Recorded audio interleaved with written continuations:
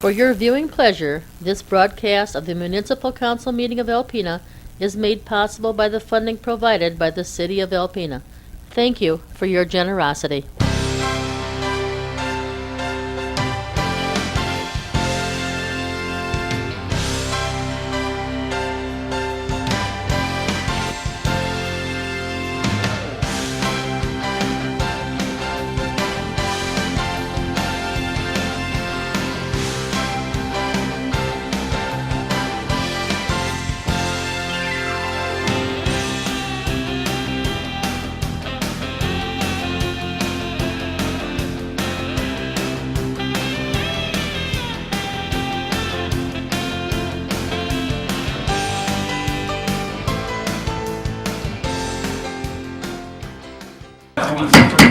Good evening and welcome to the Alpena City Council meeting, January 3rd, 2017.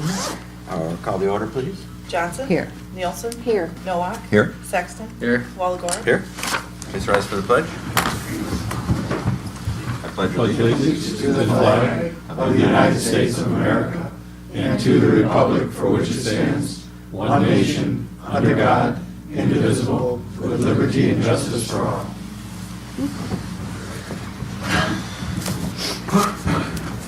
Any modifications to the agenda this evening?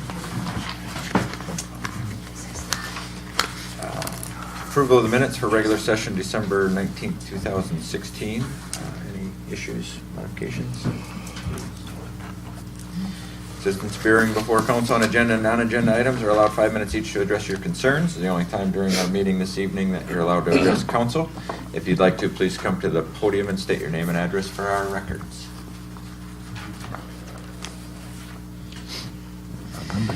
On the consent agenda this evening, bills to be allowed in the amount of $304,173.55. Move we approve the consent agenda as presented. Second. Nielsen? Yes. Nowak? Yes. Sexton? Yes. Walagora? Aye. Johnson? Yes. Thank you. Okay, no presentations or announcements or proclamations or hearings. So tonight we have a report of officers, bids for the North Industrial Tower and Pump Station Controls. Rich? On November 15, 2016, the city received and opened proposals for the North Industrial Tower and Pump Station Controls. That, right now, we do not have any control elements functioning to monitor the 23 North Water Tower or the pump station at Wilson and Henry. This was not something that we anticipated failing. We were doing the budget, so it is something that arose partway through the year. The remote monitoring and operations equipment is currently not functioning. Repairs are limited due to the age of the system, the original supplier no longer being in business, and parts not being available. The monitoring can only be performed manually at this time, which limits the ability to allow for adequate monitoring of the system and rapid activation in the events of an emergency. Requests for proposals were sent to various firms. 4 firms did attend the mandatory walkthrough of the project, and 3 proposals received as follows. Thunder Bay Electric, $39,840. Windmuller out of Traverse City, $33,581. And J. Rank Electric out of Mount Pleasant for $39,250.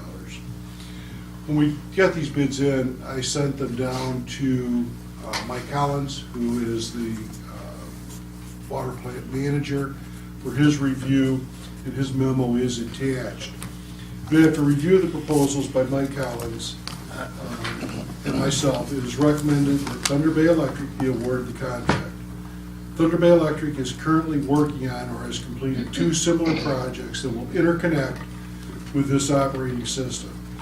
It is my opinion that utilizing Thunder Bay Electric will allow for the seamless addition of this upgrade into the existing control system they previously installed. As Thunder Bay Electric is a local contractor, it is anticipated that there will be a faster response time if we are experiencing any issues with the control system. They basically will be able to respond instantaneously as opposed to having somebody come from Mount Pleasant or Traverse City. As this system was not having issues during the budgeting process, funding was not established for its replacement in the current budget. However, the waterfront production plant capital outlay budget will have a balance of approximately $132,000 after completion of this year's projects. Thus, funding can be transferred from this line item to the distribution capital line item for the attached budget amendment.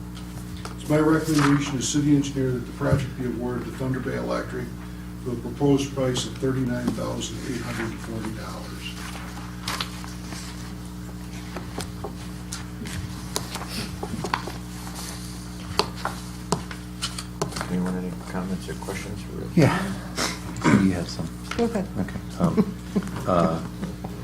You had mentioned in here, one of the questions, the first thing I've got is that, was there any difference in the actual physical equipment or controls that Thunder Bay quoted versus the firm out of Traverse City? That, I can't answer that right Okay. off the top of my head. Okay, because that would, I want to make sure that the local thing, I've got a few concerns, obviously, with the, I prefer a lot of the business we have stay local, but that's why we have the preferred bidder's price, and I believe it's a difference of 5%, and please correct me if I'm wrong. Depends on the amount of the bid, it varies. It'd be 7% for this one. They have to be 7% for within this one? 7, Okay, which and they then- are not. Yeah, it's about 18% difference between that. Okay, so, and you had mentioned the response times. Does Thunder Bay, I guess, do they handle all the maintenance of all the other pump stations and so on? They handle most of our maintenance. Okay. If we have a system go down, they will go in, facilitate the repairs, or they'll be at the plant. Now, Worth Electric has done some work at the plant as well. Matter of fact, they're in the process right now of a project down there. So it's not uncommon to have another bidder in there doing work, but typically Thunder Bay Electric, as our electrical maintenance contractor, will be the first one we'll call to come in. Okay. Now, on the other stations that are existing, were they the company that actually put them in, or can you still call them to come in and do work? We can still call them. Okay, I'm just trying to understand, is it when somebody puts something in, are they the only company that you could call to come in and work on something? No, if we had to, another company, J. Rank could come in, or Worth Electric could come in. Omega Electric could come in if need be. Okay, all right. And my concern was just the bidder's preference. Yeah. And typically, if it was just a bidder's preference issue, then that bidder's preference would apply. But because we're more looking at the integrity of the entire system and what's in the best interest of the city down at the water plant, we did not look to the local bidder's preference.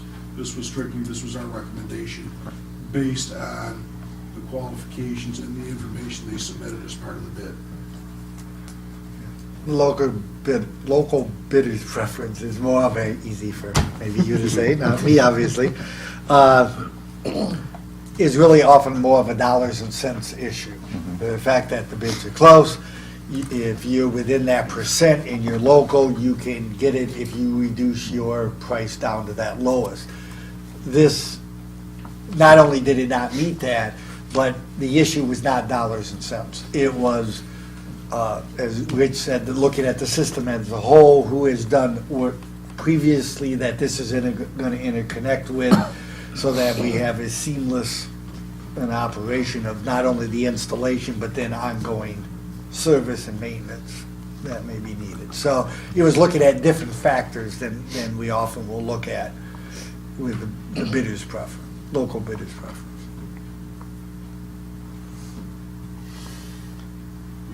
You noted that, and I was trying to catch up just to see if I'd missed it, but you noted in the memo, I think both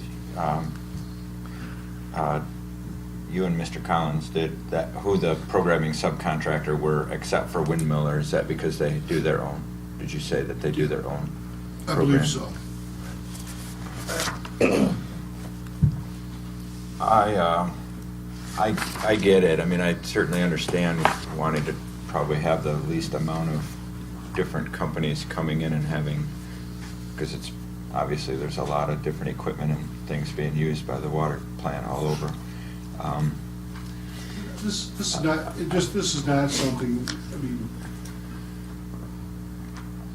quite honestly, not taking the low bid is a concern, because you could, I mean, Linda Mueller and Jay Rank could say, why should I bid this in? Right, that's the But fear. That is This the is, fear. this is a more specific detail as opposed to, bidding out a light change out. I mean, light change out isn't as critical. I mean, a light is a light, you could, the poles and the bases can get in. Right. So if you had somebody from J Rank, for example, and they do a lot of work around this area, and have no problem with their work.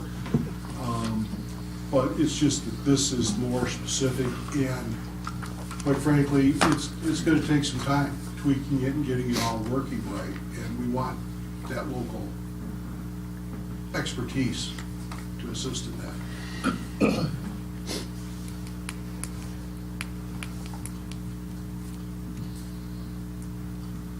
I'm good, I got my question answered.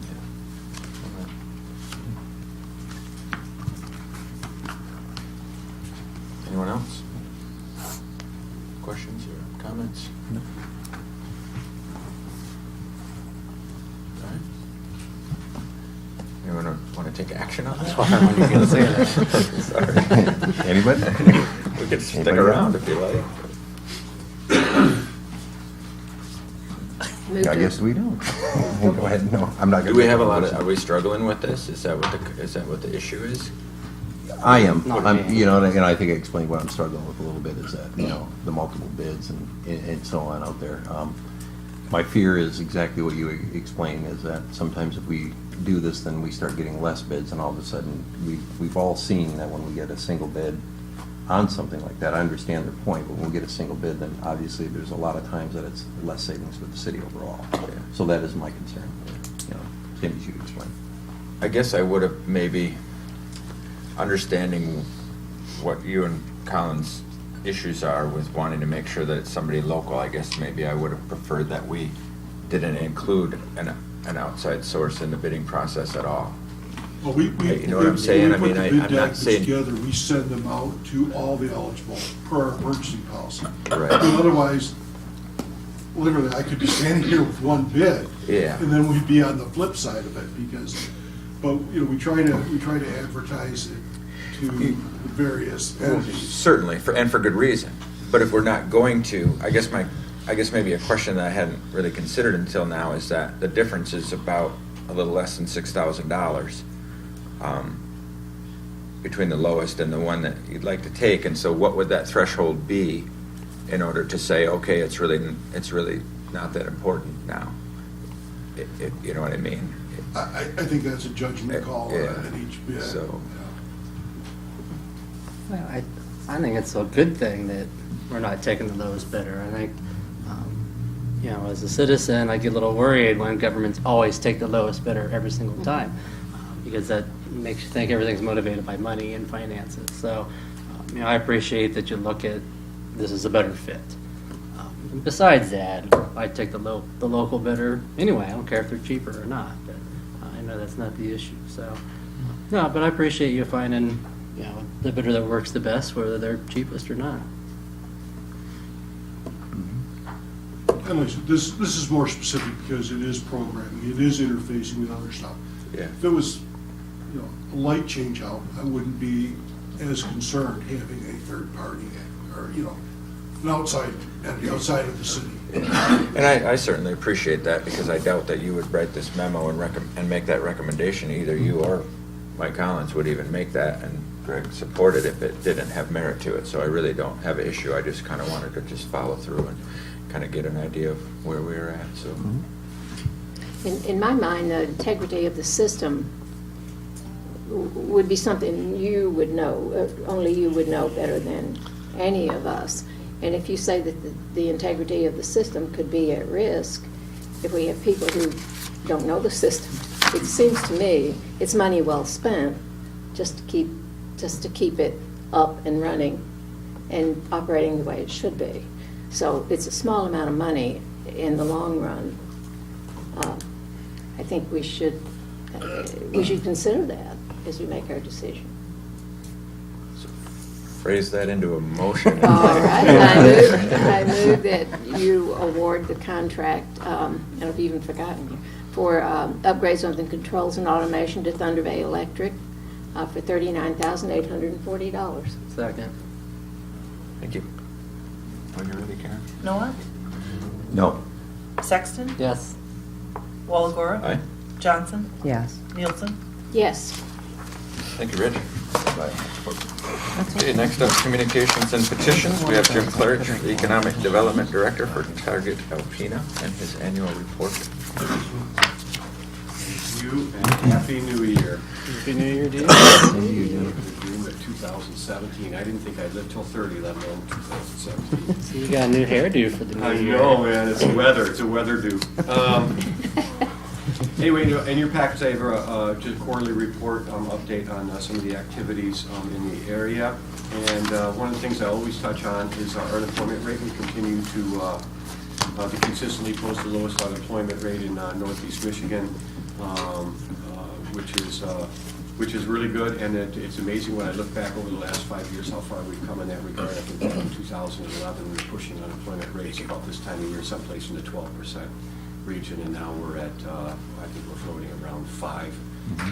So we've shifted a lot of seasonality out of our economy and put a lot of people are working, so that's great. I always start out too with our small business development initiatives with the SBDC, and what I put in here is basically throughout 2015, throughout 2016, we saw a marked increase in small business development activities, our loan portfolios, etc. In 2015, Alpena area ranked 1, 2, or 3, depending on what you were measuring, throughout both our 8-county region and Region 3, inclusive of the Upper Peninsula of Michigan. And whether that was in the amount of contacts we had, consulting hours, new business starts, or any of that, we finished in the top 3.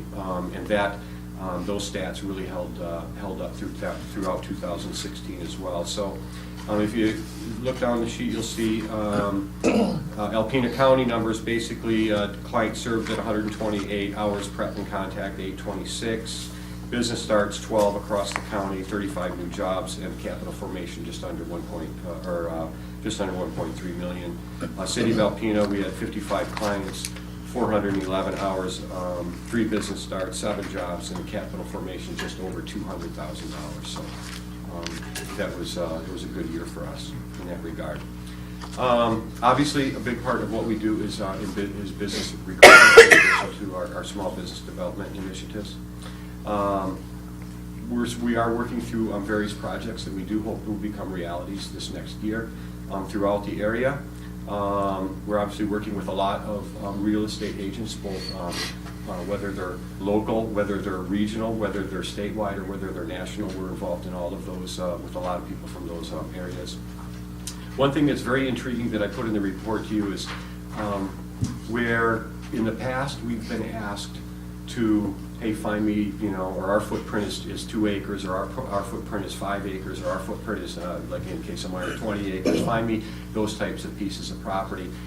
They've shifted a little bit. We're still doing that, but we're also getting requests to, can you assemble these properties for me, which will be, now it's becoming not only a pure maybe greenfield development opportunity, but a mix of greenfield and maybe brownfield development. So we are learning through that process, and we're getting pretty good at it and mapping it out and how it works. But it is, I'll tell you what, it is a lot more complex, time consuming, and takes a lot of time to work through some of that, identifying owners, identifying property lines, contacting all of those people, et cetera. So it's interesting.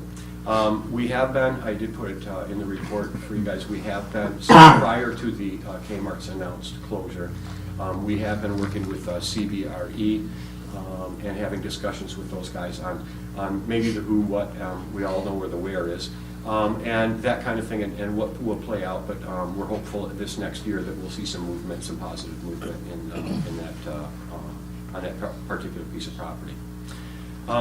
Something else that's interesting is we have over the past year, we've been asked a lot by local property owners if we would market their properties for them, which is very intriguing. We're not real estate brokers, but it's an intriguing situation we find themselves in. We do not want to be real estate, compete with our local real estate firms. But we are working through that as far as what's in all of our best interest, and obviously what's in the best interest of our community is at the top of that list. So I just thought I'd make you aware of that. In regards to city development, we are working on several projects in and around the city, including, obviously finding a mixed-use development for the site with all of the equipment parked on it right now, and other pieces and parcels of property in and around the city that would not only what is available, but again, referring to what I mentioned earlier, what could possibly be assembled in the future with a little bit of imagination. We're also, from a target perspective, are looking at keeping a watchful eye out on what other properties we might be able to play a role in, whether that's a development role or ownership role or redevelopment role. We're keeping our eyes open for other properties that we could be involved in. Now, one of the things I wanted to mention in the report, and if you haven't seen it, I would encourage everyone to see it, is Alpena Community College, leads our region in a lot of ways, and certainly they are a leader when it comes to workforce development and talent. And one of the things, and I looked at ACC as being in that game long before it was in vogue, long before it was in an economic crash. It was born more out of necessity and our, where we lie regionally, and I think that plays a large role in why they're so good at it. And so if you haven't seen it, they've recapitalized their workforce, let's say their industrial workforce development areas at both campuses in Escoda as well as here in Alpena. And those curriculums are full, they're at capacity for the first time in quite a while, and it's extremely impressive. When you get a chance, I would tell everybody in the community to really get out there and take a look at what they're doing there, because it's a phenomenal, and it really bodes well as far from a workforce development standpoint and a talent standpoint for our region. And so I just say they really should be applauded. ACC should be applauded for everything they do, their commitment, their investment, and what they're doing as a whole at both campuses. We continue to serve on the DDA's Economic Development Committee, as I outlined in the report. We're on the Board of Governors for the NMUASC UAS project. We're assisting the county with various airport-related initiatives and obviously other community-related initiatives, whether it's the River Center, trying to find appropriate funding or funding streams to get that off the ground and that kind of thing. But in closing, I'd like to say that we're confident we'll see a lot more development, I think, throughout 2017, and hopefully some new developments. And one thing that is not in your package that I wanted to mention is, because it was just approved, I think, here at Christmas, but just so you're aware, the county has approved an allocation of $25,000 towards target for 2017. So that's important. That's important organizationally for us. We're at a point where we start looking at the future. It's not just who we are today, but if you look at who we are and kind of the things that we're being tasked with, we need to not only help to grow our community, but we need to grow that organization as well to support the needs of the community. And that allocation is certainly going to help us to do that. And that's all I have for you tonight, if you have any questions.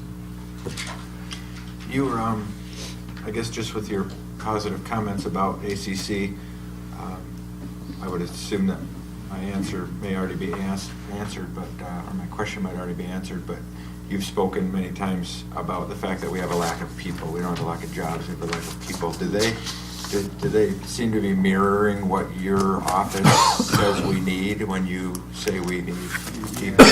Is this tech training specific to our area? It is. In any way? It is. It's in a lot of cases it's driven by our local employers in relationships with the local employers. So obviously that level, if we're seeing an increase in those industrial skills or the industrial trades from a training perspective, obviously that's going to create more throughput and more opportunity for growth for our local companies, and we want to keep that momentum going.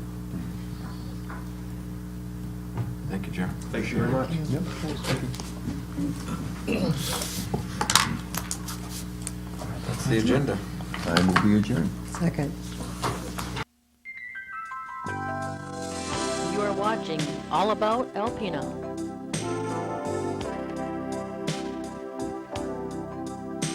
All About Alpena is produced by Alpena Marketplace Productions.